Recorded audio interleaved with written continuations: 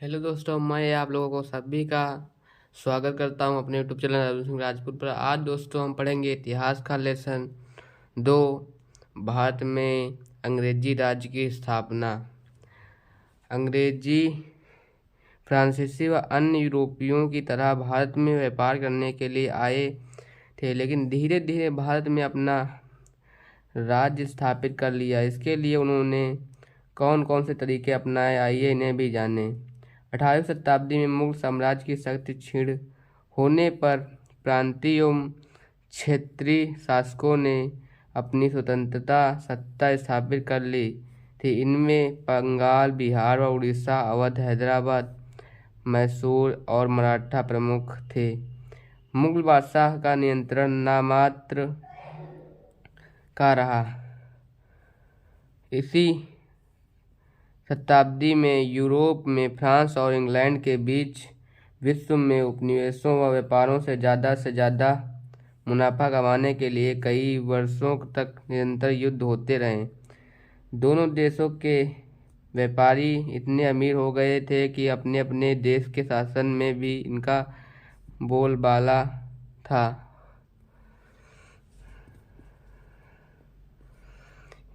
यहाँ तक कि इंग्लैंड और फ्रांस के राजा अपने अपने देश की कंपनियों का पूरा समर्थन करते थे और उन्हें मदद देते थे।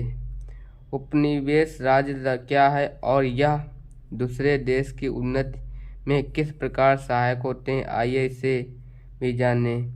जब एक देश जैसे इंग्लैंड के लोग किसी दूसरे देश जैसे भारत पर अपना वर्चस्व स्थापित करते हैं, तब दूसरा देश पहले देश का उपनिवेश राज्य बन जाता है। पहला राज्य दूसरे राज्य का सर्वा मुख्य देश बन जाता है। मुख्य देश उपनिवेश राज्य के सभी संसाधनों का प्रयोग अपने हित में करता है, जिसमें मुख्य देश पहला देश उन्नति करता चला जाता है, जबकि उपनिवेश दूसरा देश अवनति की ओर जाने लगता है।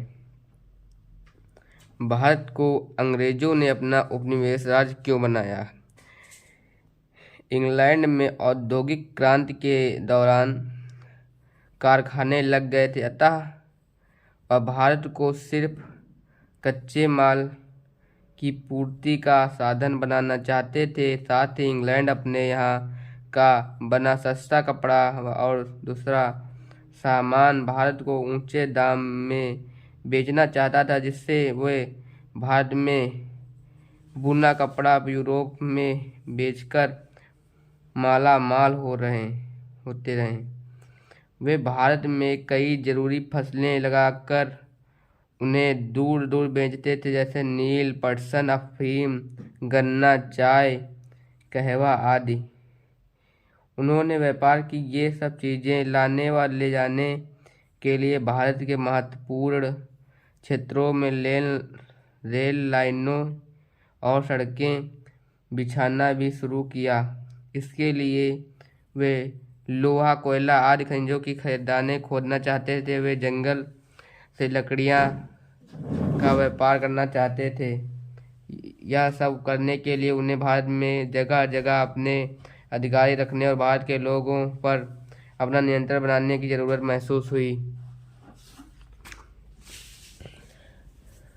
भारतीय बुनकर विदेशी कारखाने का मुकाबला नहीं कर पाए। कारखाने में कपड़ा जल्दी बनता था तथा उसकी लागत भी कम आती थी, जबकि भारतीय बुनकर को हाथ से कपड़ा बनाने में काफ़ी समय लगता था। उसके कपड़े की बिक्री काफ़ी कम दाम में होती थी। इससे भारतीय बुनकरों की दशा खराब होती गई।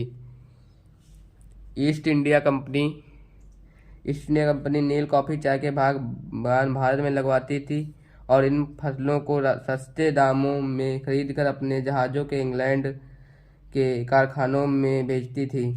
अंग्रेज इंग्लैंड के कारखानों से तैयार माल जैसे कपास से कपड़ा, चाय पत्ती, कपड़ा रंगने के लिए तैयार नील आदि जहाज़ों के माध्यम से भारत एवं यूरोप में अधिक दाम में बेचते थे। उन्होंने व्यापार की यह सब चीज़ें लाने व ले जाने के लिए रेलवे लाइन, सड़क, दूरसंचार आदि की व्यवस्था की। इससे व्यापार में तेजी व्यापार में तेजी आई और उनका दिन प्रतिदिन मुनाफा बढ़ता गया थी। यह सब करने के लिए उन्होंने भारत में अपने अधिकारी रखे और भारत पर अपना वर्चस्व कायम किया। बच्चों, आपकी समझ से मुनाफा कमाने के लिए पैसा का उपयोग किस प्रकार करना ठीक होगा? पैसों को घर में रखना, बैंक में जमा करना, सोना चांदी खरीदना या उद्योग में लगाना? विचार कीजिए। भारत में भी ईस्ट इंडिया कंपनी और फ्रेंच ईस्ट इंडिया कंपनी व्यापार पर कब्जा करने के लिए एक दूसरे से लंबे समय तक लड़ती रही। एक कंपनी इस कोशिश में रहती कि दूसरे को भारत से खदेड़ कर निकाल दें। इसके लिए दोनों ही कंपनियां अपने अपने देश इंग्लैंड और फ्रांस से सैनिक बुलाने लगीं। ब्रिटिश ईस्ट इंडिया कंपनी की ताकत बढ़ाने में लॉर्ड क्लाइव का विशेष योगदान था। दूसरी ओर डुप्ले ने फ्रांसीसी कंपनी का नेतृत्व किया। भारत के राज्य और विदेशी कंपनियों की सेना। भारत के राजा और नवाब अपना अपना राज बढ़ाने में और एक दूसरे पर हमला करने में लगे रहते थे। इनमें उत्तराधिकारी संबंधी युद्ध भी होते थे और वे इन विदेशी कंपनियों की सहायता लेने में नहीं हिचकते थे। दोनों कंपनियां इन झगड़ों में अपनी टांगें अड़ाने लगीं। अगर कंपनी किसी राजा या नवाब का साथ देने को तैयार हो जाती और अपनी सेना उसके लिए लड़ने भेज देती तो उस राजा या नवाब की ताकत बहुत बढ़ जाती थी। यूरोपी सेनाओं का बड़ा दबदबा था। यूरोपी सेना के पास बेहतर नौसेना, तोपें और बंदूकें थीं। यूरोपी सैनिक नियमित अभ्यास, परेड और ड्रिल के साथ अनुशासित भी थे। इन विशेषताओं के कारण यूरोपी सेना का पहला पलड़ा भारतीय सेनाओं से भारी रहने लगा। राजाओं की सैनिक ताकत बढ़ाने के बदले में कंपनियां उनसे व्यापार की कई रियासतें ऐंठने लगीं। राजा कंपनी की सैनिक सहायता के बदले में उसे बहुत धन भेंट में देते थे। यह धन कंपनी के व्यापार में काम आता था। कई बार कंपनी राजा से उसके राज्य का एक बड़ा इलाका भेंट में ले लेती थी।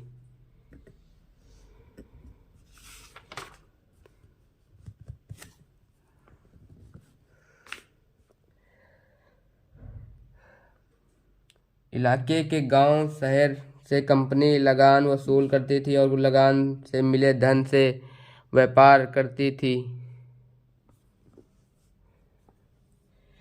इस तरह मिले धन से कंपनी अपनी सेना का खर्चा भी चलाने लगी। भारत में जमीन लेकर इन कंपनियों ने अपनी अपनी कोठियों की किलेबंदी भी कर दी और भारत में एक दूसरे से कई युद्ध लड़े। इनके द्वारा दक्षिण भारत के कर्नाटक क्षेत्र में 1746 ईस्वी से 1763 ईस्वी के बीच 3 युद्ध लड़े गए, जिन्हें कर्नाटक युद्ध कहा जाता है। अंत में 1760 ईस्वी में वांडीवास के युद्ध में फ्रांसीसी अंग्रेजों से परास्त हो गए और सिर्फ व्यापारिक कार्यों तक सीमित रहे। कर्नाटक का प्रथम युद्ध 1746 से 48 ईस्वी हुआ। कर्नाटक का द्वितीय युद्ध 1749 से 1754। कर्नाटक का तृतीय युद्ध दोस्तों 1756 से 1763 ईस्वी तक चला। राजाओं और नवाबों को अंग्रेजों से खतरा। कंपनी को भेंट देने और उसकी सेना का खर्चा उठाने में भारतीय राजाओं पर बहुत बोझ पड़ने लगा। राजा व नवाब व्यापार के खिलाफ नहीं थे, परंतु वे अपने राज्य में किसी और की सैनिक ताकत नहीं बढ़ने दे सकते थे। उन्होंने कंपनी की सैनिक ताकत पर रोक लगाने की कोशिश की। अस्त्र शस्त्र, सैनिक बल व किलेबंदी के सहारे होने वाला व्यापार कोई साधारण व्यापार नहीं रहा। भारत के राजाओं और नवाबों को यह बात बड़ी खतरनाक लगी कि उनके राज्य में किसी दूसरे देश के लोग सेनाएं रखें, युद्ध लड़ें, किले बनाएं और अपनी सैनिक शक्ति की धाक जमाएं। वे कंपनी की दूसरी बातों से भी परेशान रहते थे। ब्रिटिश ईस्ट इंडिया कंपनी का भारत के राजाओं के राज्य से फायदा उठाना। कंपनी के कर्मचारी अपना निजी व्यापार भी कर रहे थे। वे अपने माल को कंपनी का माल बता देते थे और कर नहीं चुकाते थे। इस तरह कंपनी तो धनवान हो रही थी, उसके कर्मचारी व अफसर भी निजी रूप से माला माल होकर भारत से लौटते थे। कई भारतीय व्यापारी व सेठ थे जो कंपनी के व्यापार में मदद करते थे। वे भी अपने माल को कंपनी का माल बताकर कर देने से बच जाते थे। कंपनी की आड़ में राज्यों में लूटपाट धोखाधड़ी हो रही थी। कंपनी कारीगरों से जोर जबरदस्ती से बहुत कम कीमत पर माल खरीदने की कोशिश करती रहती। जो इलाके कंपनी को भेंट में मिले थे उनके किसानों से भी हद से ज़्यादा लगान वसूल करने की कोशिश करती रहती। जब राजा इन बातों का विरोध करते तो अंग्रेज उनसे लड़ पड़ते। उस राजा को हटाकर वे ऐसे किसी व्यक्ति को राजा बनाते जो उनके व्यापार के तरीकों पर रोक न लगाए। 1756 ईस्वी में अलीवर्दी खां की मृत्यु होने पर उसका पुत्र सिराजुद्दौला बंगाल का नवाब बना। सत्ता संभालते ही उसे घरेलू और बाहरी शत्रुओं का सामना करना पड़ा। नवाब के इन विरोधियों को बंगाल के कुछ धनी सेठों का भी समर्थन प्राप्त था। अवसर पाकर ब्रिटिश ईस्ट इंडिया कंपनी ने नवाब के विरोधियों की साजिशों में भाग लेना आरंभ कर दिया। इस समय यूरोपीय कंपनियां शाही फरमान द्वारा दी गई व्यापारिक सुविधाओं के दुरुपयोग कर रही थीं। साथ ही कलकत्ता स्थित अपनी बस्तियों की किलेबंदी भी करने लगी थी। जब सिराजुद्दौला को इसकी सूचना मिली तब उसने अंग्रेज व्यापारियों द्वारा की जाने वाली सैन्य तैयारियों पर प्रतिबंध लगाया। अंग्रेजों ने नवाब के आदेशों की अवहेलना की। इससे युद्ध होकर नवाब ने अंग्रेजों के गढ़ कलकत्ता पर आक्रमण कर उन्हें परास्त कर दिया। जब इस घटना का समाचार चेन्नई मद्रास पहुंचा तब क्लाइव एक नौसैनिक बड़े बेड़े के साथ कलकत्ता पहुंचा। कलकत्ता पर अंग्रेजों का पुनः अधिकार हो गया। नवाब तथा अंग्रेज के बीच अलीनगर की यदि व्यापार करने का अधिकार प्राप्त हो गया। अलीनगर की संधि 9 फरवरी 1757 ईस्वी हो गई। इस संधि के अनुसार कंपनी को बंगाल, बिहार तथा उड़ीसा में बिना चुंगी दिए व्यापार करने का अधिकार प्राप्त हो गया। किंतु क्लाइव कितने से संतुष्ट नहीं था। वह तो बंगाल में अंग्रेजी साम्राज्य स्थापित करना चाहता था तथा क्लाइव ने नवाब के विरोधियों से साठगांठ शुरू कर दी। नवाब का सेनापति मिर्जाफर स्वयं बंगाल का नवाब बनने और मिर्जाफर ने अंग्रेजों का हर प्रकार की सुविधाएं देने का वचन दिया। इस षड्यंत्र में राय दुर्लभ, जगत सेठ और अमीचंद नामक व्यापारी भी व्यापारिक लाभ के लिए शामिल थे। इस षड्यंत्र की योजना पक्की होती ही क्लाइव ने सिराजुद्दौला को एक कूटनीति पत्र लिखकर उस पर संधि की शर्तों को भंग करने का आरोप लगाया। इस संधि के उल्लंघन हेतु उसे दंडित करने के लिए वह एक बड़ी सेना लेकर बंगाल की राजधानी मुर्शिदाबाद की ओर चल पड़ा। जब नवाब को इसकी सूचना मिली तब उसने प्रतिरोध करने हेतु अपनी सेना के साथ क्लाइव के विरुद्ध कूच कर दिया। 1757 ईस्वी में प्लासी के मैदान में सिराजुद्दौला तथा क्लाइव की सेनाएं आमने सामने हुई। नवाब के अपने सेनापति मिर्जाफर को अंग्रेजों पर आक्रमण की पहल करने को कहा, किंतु मिर्जाफर निष्क्रिय खड़ा रहा। इससे सिराजुद्दौला को उसके विश्वासघात का आभास हो गया और वह षड्यंत्र से बचने के लिए लड़ाई का मैदान छोड़कर भाग गया। नवाब के भाग जाने से उसकी सेना में भगदड़ मच गई। अंततः नवाब को बंदी बना लिया गया और मिर्जाफर के पुत्र ने उसकी हत्या कर दी। मिर्जाफर को अंग्रेजों ने धोखा देने के पुरस्कार में बंगाल का नवाब बना दिया और मिर्जाफर ने अंग्रेजों को बहुत सा धन व जागीर दी। मिर्जाफर महत्वाकांक्षी तो था, किंतु वह स्वतंत्रता पूर्वक शासन नहीं कर सका। उसने अनुभव किया कि अंग्रेज उसे मात्र एक कठपुतली की तरह नामधारी शासक के रूप में रखना चाहते थे। अंग्रेजों ने उसे अपनी सुनिश्चित आय का साधन बना लिया और उससे धन वसूलने लगे। कंपनी के एजेंटों तथा दलालों ने भ्रष्टाचार से आर्थिक लूट की कार्यवाही शुरू कर दी। फलतः नवाब का खजाना खाली हो गया और वह आर्थिक संकट में पड़ गया। अंततः वह अंग्रेजों की बढ़ती मांग पूरा करने में असमर्थ हो गए। अनेक उनके आर्थिक शोषण व उत्पीड़न के फलस्वरूप किसानों तथा दस्तकारों में असंतोष व्याप्त हो गया। इस राजनीतिक और आर्थिक अव्यवस्था से उबरकर वह अंग्रेजों से छुटकारा पाने का उपाय सोचने लगा। इसी बीच 1760 ईस्वी में अंग्रेजों ने उसे गद्दी से उतार कर उसके दामाद मीर कासिम को बंगाल का नवाब बना दिया। अंग्रेजी सेना का खर्च चलाने हेतु उसको वर्धमान, बर्दवान, मिदनापुर, चटगांव के जिले अंग्रेजों को देने पड़े। मीर कासिम एक योग्य शासक था। वह बंगाल की दशा को सुधारना चाहता था। उसने विद्रोही अमीरों का दमन किया और अपनी सेना में आवश्यक सुधार किए। मुंगेर में तोड़दार बंदूकों और तोपों को बनाने का कारखाना स्थापित करा। सैन्य क्षमता बढ़ाने के लिए उसने सैनिक प्रशिक्षण हेतु यूरोपीय अधिकारी नियुक्त किए। उसने समरू नामक एक जर्मन को अपना सेनापति नियुक्त किया। उसने अंग्रेजों के व्यापार पर भी प्रतिबंध लगाने का साहस किया। अंततः अंग्रेजों ने अप्रसन्न होकर उसे हटा देने की कोशिश की। मीर कासिम अंग्रेजों की नीयत से परिचित था। वह उनसे सावधान रहता था। उसने अपनी राजधानी भी मुर्शिदाबाद से मुंगेर, आधुनिक बिहार में स्थानांतरित कर दी और उसकी किलेबंदी आरंभ कर दी। उधर अंग्रेजों ने प्रतिशोधात्मक कार्यवाही करते हुए अपने सैन्य बल के द्वारा मीर कासिम के विरुद्ध कदम उठाया था।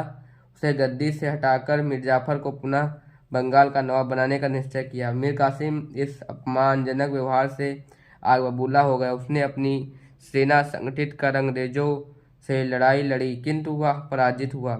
वह भागकर अवध में शरण लेने को विवश हुआ। अवध के नवाब शुजाउद्दौला तथा मुगल बादशाह शाह आलम के साथ उसने अंग्रेजों के विरुद्ध एक गठबंधन कर लिया। बक्सर का युद्ध। उपर्युक्त तीनों की संयुक्त सेनाओं का अंग्रेजों की सेना के साथ 1764 ईस्वी में बक्सर के मैदान में भीषण संग्राम हुआ, परंतु असफलता अंग्रेजों को ही मिली। मीर कासिम युद्ध भूमि से भागने को विवश हुआ। अंग्रेजों ने एक बार फिर मीर जाफर को बंगाल का नवाब बना दिया। बक्सर के युद्ध का भारतीय इतिहास में बहुत महत्व है। अंग्रेजों की इस विजय से न केवल मीर कासिम की शक्ति छिन्न भिन्न हो गई, बल्कि अवध भी अंग्रेजों के सैन्य व राजनीतिक प्रभुत्व में आ गया। जहां प्लासी की जीत ने अंग्रेजों की आर्थिक स्थिति मजबूत की, वहीं बक्सर की जीत ने अंग्रेजों के पैर भारत में और मजबूत कर दिए। बक्सर के युद्ध के बाद क्लाइव ब्रिटिश गवर्नर बनकर भारत आया। उसने मुगल बादशाह शाह आलम द्वितीय और अवध के नवाब शुजाउद्दौला के साथ इलाहाबाद की 2 संधियां की। इन संधियों को निम्नलिखित शर्तें थीं।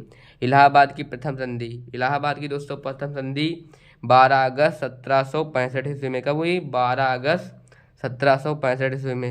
इसमें मांग थी, मुगल बादशाह शाह आलम द्वितीय ने शाही फरमान द्वारा अंग्रेज कंपनी ईस्ट इंडिया कंपनी को बंगाल, बिहार और उड़ीसा की दीवानी प्रदान कर दी। वे इन प्रांतों से भू राजस्व वसूली के अधिकारी हो गए। मुगल बादशाह को 26 लाख रुपए की वार्षिक पेंशन अंग्रेजों ने देना स्वीकार किया। इलाहाबाद की द्वितीय संधि 16 अगस्त 1765 ईस्वी में। अगर कोई पूछे इलाहाबाद की द्वितीय संधि तो 16 अगस्त 1765 ईस्वी में कंपनी ने कड़ा और इलाहाबाद के जिले अवध के नवाब से लेकर मुगल बादशाह को दे दिए। अवध का शेष भाग इलाहाबाद एवं कड़ा को छोड़कर अवध के नवाब शुजाउद्दौला को वापस कर दिया गया। नवाब ने कंपनी को 50 लाख रुपए युद्ध हर्जाने के रूप में दिए। इसी प्रकार क्लाइव ने बंगाल के नवाब से एक संधि की, जिसके अनुसार बंगाल में द्वैध शासन की स्थापना की। इसके अंतर्गत प्रशासन का उत्तरदायित्व नवाब के कंधों पर डाला गया तथा राजस्व वसूली का अधिकार कंपनी ने अपने हाथों में ले लिया। इस प्रकार भारत पर प्रभुत्व जमाने के लिए अंग्रेजों ने भारतीय सामाजिक, आर्थिक एवं राजनीतिक ढांचे पर अपना वर्चस्व स्थापित किया और भारत को अपना औपनिवेशिक राज्य बना लिया। अंग्रेजों के व्यापार के लिए भारत की क्या क्या चीज़ें महत्वपूर्ण थीं? चुंगी कर में छूट तथा सामानों को एक स्थान से दूसरे स्थान तक ले जाने की छूट, जिससे उनका सामान दूसरों से सस्ता हो। व्यापार में मनमानी करने, भारतीयों को अपना सामान सस्ता बेचने, कंपनी का माल महंगा खरीदने, प्रतिद्वंदी यूरोपीय व्यापारियों का बाहर रखने और कंपनी व्यापार भारतीय राजाओं की नीतियों से स्वतंत्र रहकर जारी रखने के लिए मजबूर करना आदि। बंदरगाहों के पास किलेबंदी करने, पट्टे पर प्राप्त स्थान का प्रशासन चलाने तथा अपने साथ लाए हुए सोने चांदी से भारतीय सिक्के ढालने की अनुमति क्षेत्रीय शासक से प्राप्त करना। इसके बदले क्षेत्रीय राज्य को बंदरगाह से प्राप्त चुंगी का आधा हिस्सा राजा को देना। ब्रिटिश कंपनी भारत में राजनीतिक सत्ता स्थापित करने के लिए भारतीय राजाओं के साथ इन्हीं हथकंडों का इस्तेमाल कर बड़ी चतुराई के साथ अपना राज्य बढ़ाती रही। इस तरह का एक ऐसा वक्त आया जब अंग्रेज भारत के राजाओं व नवाबों को हटाकर खुद शासन चलाने लगे। समय समय पर आवश्यकतानुसार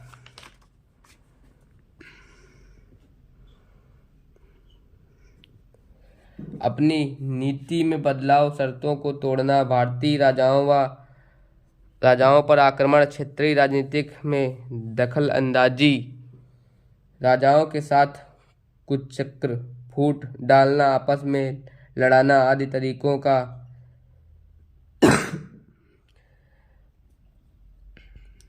पूर्वक प्रयोग करते रहे। अंग्रेजी शर्तों के अधीन क्षेत्रीय राजाओं का कोष खाली होता गया। उन्हें राजकाज एवं विकास कार्यों को करना मुश्किल हो गया। राज्य की आमदनी अंग्रेजों के हिस्से में जाती रही और खर्च की जिम्मेदारी राजा उठाते रहे, और राज्य में जनता की तकलीफ के लिए भी राजा जिम्मेदार ठहराने जाने लगे। इस स्थिति का कोई भी राजा विरोध नहीं कर सका, क्योंकि उनमें अंग्रेजों के विरोध की शक्ति नहीं थी और न ही आपस में एकता थी। इस स्थिति का फायदा उठाते हुए अंग्रेज एक कर समस्त क्षेत्रीय शक्तियों को कमजोर कर कठपुतली की तरह नचाते और अपने अधीन करते रहे। अंत में प्रमुख रूप से अवध, बंगाल तथा दिल्ली के शासकों पर अपना अधिकार जमाए। फरमान मतलब कि मुगल बादशाह द्वारा दिए गए आदेशों को फरमान कहते थे। इन पर शाही मोहर लगी होती थी।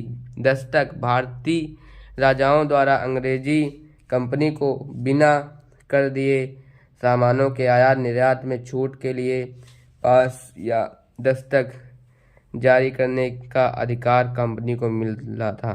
तो दोस्तों, ये हमारा चैप्टर समाप्त होता है। हम मिलते हैं अगले चैप्टर में, तब तक के लिए धन्यवाद।